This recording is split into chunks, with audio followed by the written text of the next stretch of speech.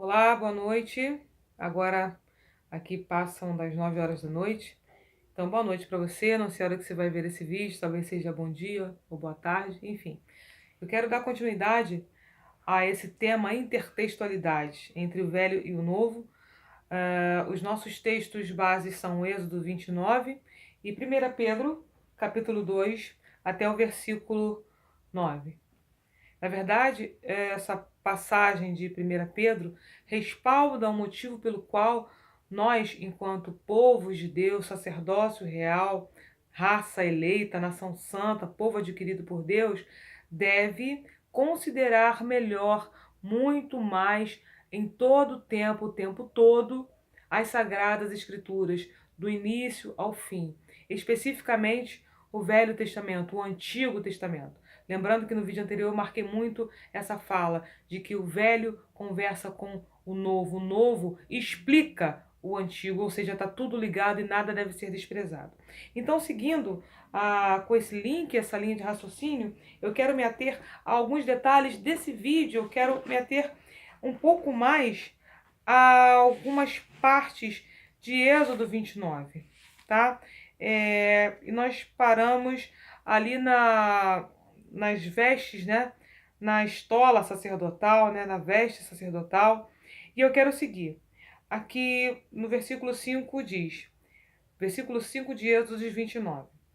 E tomarás as vestes e farás vestir a Arão a túnica e o manto do éfode, o éfode e o peitoral, e o cingirás com o cinto de adorno do éfode, e porás a tiara sobre a sua cabeça, e porás a lâmina da santidade sobre a tiara.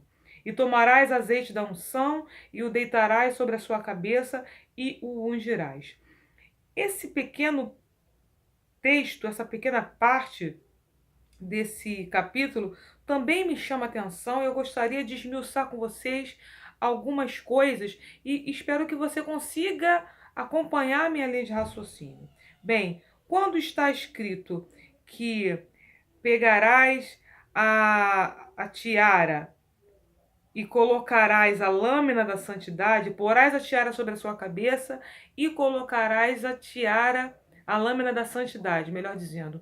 O que significa essa tiara e essa lâmina da santidade?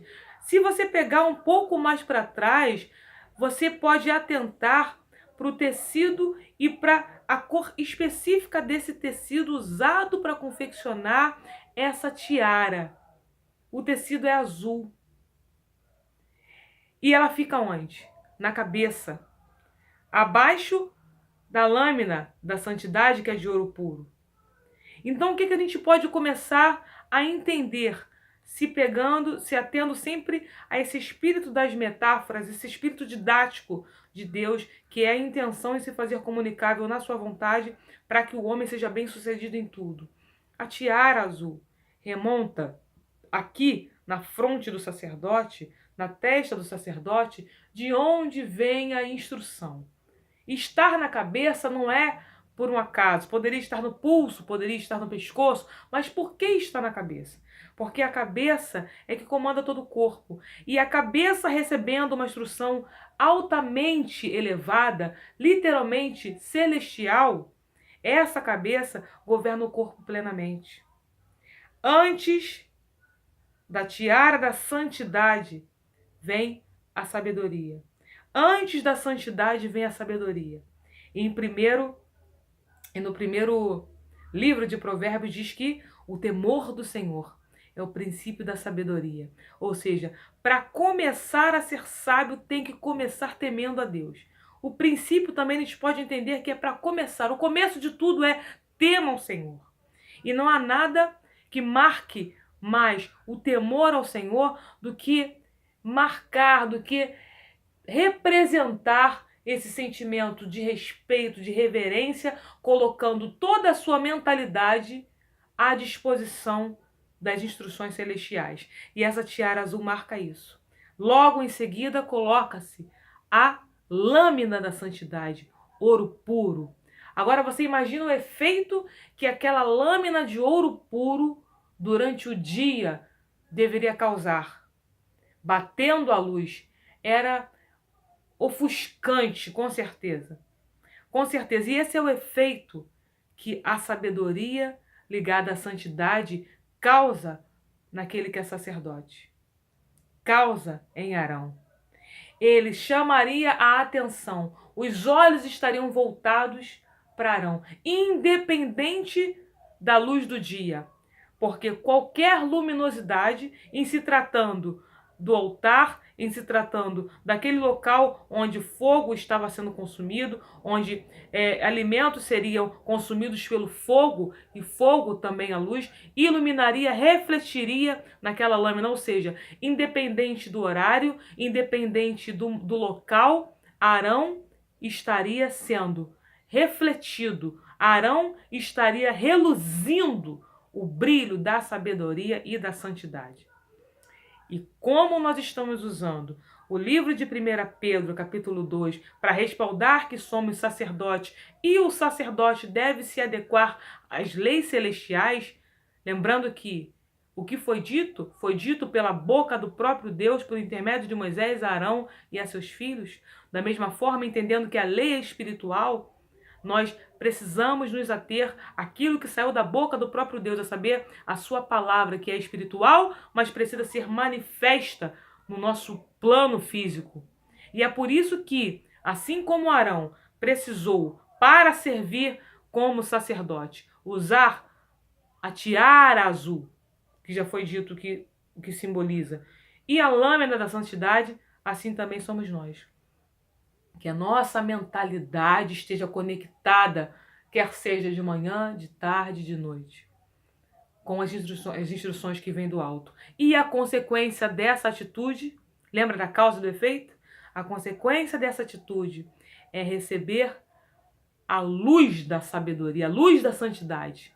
A santidade reluz, a santidade reflete. Se for de dia, pelo sol que resplandece.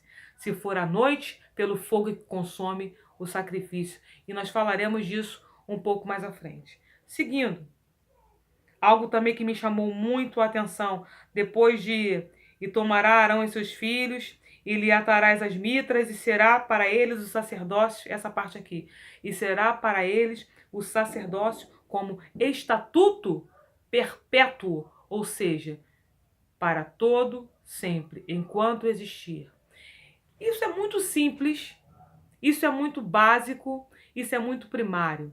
O sacerdócio é um plano de Deus para o seu povo que dura enquanto a vontade dele durar, que dura enquanto a palavra dele durar, que dura enquanto o chamamento dele para nós enquanto sacerdotes durar, ou seja, perpetuamente. Isso foi um pacto, isso foi uma consagração que houve com Arão, e nós, sobre essa perspectiva de povo, de sacerdócio, também devemos ser em todo tempo, para todo sempre. Essa deve ser uma conduta que deve nos acompanhar a todo momento das nossas vidas, a ponto de atingir os nossos filhos, a nossa descendência. Por isso está marcado Arão e seus filhos. Arão e sua prole. Arão e o seu fruto. Arão e os seus descendentes. Então isso deve sair de nós. Isso deve ser uma conduta que nós, enquanto pais, enquanto mães, enquanto líderes, enquanto mentores, enquanto sacerdotes, devemos levar para os nossos discipulados, para os nossos liderados, para os nossos filhos, para aqueles que estão diante de nós esperando um comando, esperando uma direção. Essa deve ser a índole, esse deve ser o comportamento que nós, enquanto sacerdotes, devemos tomar e devemos seguir. "E consagrarás Arão e seus filhos". Agora nós entramos num ponto crucial, que para mim seria o clímax de toda essa minha fala que eu tenho compartilhado com vocês. No versículo 10, "E farás chegar um novilho diante da tenda da reunião". Lembra dos animais que foram pedidos lá no início do capítulo 29? Para sacrificar e santificar Arão e seus filhos para o serviço do sacerdócio. E farás chegar o novilho, versículo 10, diante da tenda da reunião. E porão Arão e seus filhos suas mãos sobre sua cabeça, sobre a cabeça do novilho. E degolarás o novilho diante do Eterno à entrada da reunião. E tomarás do sangue do novilho e o porás sobre os chifres do altar com o teu dedo, e todo o sangue verterás à base do altar. Esse versículo 11 e o 12 tem muita coisa aqui para a gente aplicar. Aline, o que um sacrifício com animais tem para me ajudar a aplicar as Sagradas Escrituras nesse dia, nesses dias atuais? Bem, entendendo, e eu gosto sempre de repetir para ficar muito marcado, para não dar a impressão de que nós fugimos do assunto, de que eu fugi do assunto, de que eu me perdi no raciocínio, entendendo que a lei é espiritual. Olha quanta coisa nós podemos aplicar. E trarás um novilho. Por que novilho? Por que não um boi? Por que não um animal de adulto? Vamos parar para perguntar. Eu acho que esse é o princípio. Quando você teme a Deus, você respeita, você considera humildemente. Não olha por cima como se já soubesse de tudo e não houvesse mais nada a ser acrescentado. E quando você toma essa postura de humildade, quando você toma essa postura de humilhação diante das Sagradas Escrituras, você começa a se perguntar: por que novilho? E aí você começa a lembrar, começa a entender que o novilho é um animal que já deixou de mamar. É um animal que agora já se alimenta da vegetação, que já se alimenta daquilo que vem da terra. Por que não de 3 meses? Porque 3 meses ainda mama no peito, ainda mama na mãe. E o que o Senhor pede para representar Arão e seus filhos é um novilho. E degolarás o novilho e verterás todo o seu sangue. Um texto mais à frente diz que a alma do animal está no sangue. Então o sangue desse animal, a alma desse animal, representaria diante do Eterno a alma de Arão e seus filhos. E o que marca mais ainda essa representatividade do novilho para com Arão e seus filhos é o ato deles porem as mãos sobre o bicho, porque esse ato de colocar as mãos sobre o animal representa isso na cultura judaica. Eles entendem assim, entendiam assim e passaram isso pelas gerações oralmente. É uma transferência, é um ato simbólico de transferência mesmo. Transferência de pecado, transferência de personificação. Agora você sou eu diante do Eterno. E esse animal, novilho, é o animal que Deus pede. Por que novilho? Porque é um animal que já tem toda a sua estrutura orgânica, interior, funcionando de acordo com aquilo que ele se alimenta. E do que ele se alimenta? Daquilo que vem da terra. Quantas e quantas vezes aquilo que nos enche, aquilo que nos satisfaz, não são as coisas que vêm do alto, são as coisas que vêm da terra, são as coisas deste mundo. Nós, enquanto sacerdotes, para servir um sacerdócio perpétuo, digno, aceito, santo diante do Eterno, nós precisamos nos abster dessa dieta terrena, dessa dieta mundana, dessa dieta secular.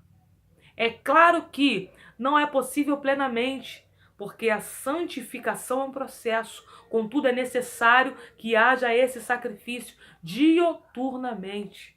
É necessário que haja essa intenção, é necessário que haja essa reflexão, é necessário que haja esse entendimento de que é preciso se abster, é preciso, enquanto sacerdote, me purificar.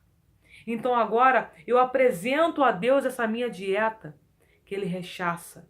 Porque agora esse animal que come da terra precisa morrer diante do Senhor e verter todo o seu sangue. E sangue é vida. Ou seja, toda a minha vida derramar no altar do Senhor. Quando orarmos, nós devemos apresentar ao Senhor tudo aquilo que compõe a nossa vida. Porque, afinal de contas, o nosso serviço nessa terra é santo. E para ser santo, eu preciso estar completamente derramada diante do Senhor. O que me alimenta? O que me alimenta é tudo que entra. Não necessariamente só pela boca, não. Nós temos muitas aberturas, muitas portas em nós. Nós temos os olhos, nós temos o cheiro, nós temos o olfato, nós temos o ouvido. Então os olhos absorvem muitas coisas. Os ouvidos são janelas também que absorvem muitas coisas.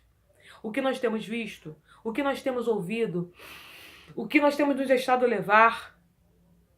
Qual é o cheiro que tem chamado a nossa atenção? É o mesmo cheiro que agrada a Deus? Então são perguntas que pelo Espírito nós temos que nutrir em nós. E o próprio Espírito irá responder. O próprio Espírito no ato do sacrifício diante do Eterno, quando colocarmos a nossa vida, o sangue derramado diante do altar, o próprio Espírito se manifesta, recebendo a oferta e purificando o nosso ser. E degolarás o novilho diante do Eterno à entrada da tenda da reunião. E tomarás o sangue do novilho e o porás sobre os chifres do altar com o teu dedo. E todo o teu sangue verterás sobre o altar. E tomarás todo o sebo que cobre a entranha. Aqui eu também gostaria de explicar rapidamente o que esse sebo representa. E tomarás todo o sebo que cobre a entranha, o diafragma, com uma pequena parte do fígado, os dois rins e o sebo que está sobre eles, e queimá-lo-ás sobre o altar. Esse sebo é a gordura. A gordura que envolve o diafragma. Diafragma é aquilo que habilita a respiração. Lembrando que esse novilho representa sacerdotes, representa Arão e seus filhos. Lembrando que esse bicho, metaforicamente, representa a mim e a você enquanto sacerdote. Lembrando que esse bicho, que esse diafragma agora é o meu, porque ele me representa, então agora metaforicamente sou eu, você. Então esse sebo é a gordura que cobre aquilo que me faz respirar, ou seja, me mantém com fluxo de vida ativo.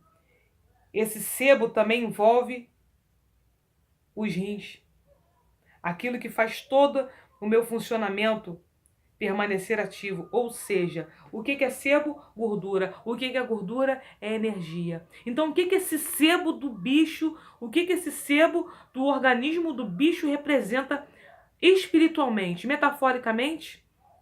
Energia. Aquilo que me leva a consumir o que é terrestre, eu coloco no altar.